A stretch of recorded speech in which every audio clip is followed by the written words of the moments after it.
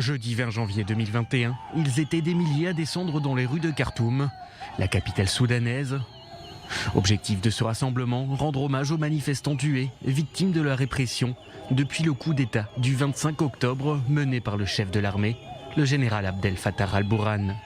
Au total, ce sont 72 manifestants qui ont été tués, la plupart par balle, depuis le coup d'État militaire, un chiffre révélé par des médecins pro-démocratie. Le 17 janvier, un massacre s'est produit ici. Nous sommes là aujourd'hui pour le condamner et pour renouveler nos revendications qui sont non aux négociations, non au partage du pouvoir et non au compromis. Il n'y a aucune légitimité à ce régime. Une manifestation qui n'a pas été du goût du régime militaire en place.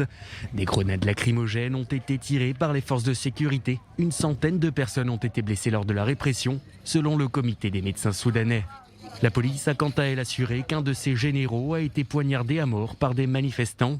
Des Soudanais qui ont ensuite convergé vers la représentation de l'ONU à Khartoum avec des pancartes « Non aux solutions venues de l'étranger » en réponse à l'initiative de dialogue des Nations Unies que la rue rejette en bloc. Le peuple réclame avant toute chose la remise du pouvoir aux civils. Le peuple soudanais est celui qui va imposer sa vision. Les comités de résistance sont maintenant en attente et prêts à parvenir à une déclaration politique.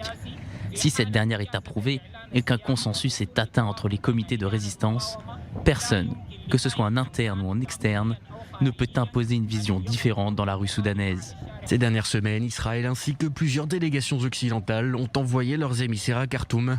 Objectif, ouvrir le dialogue et trouver une issue à la crise.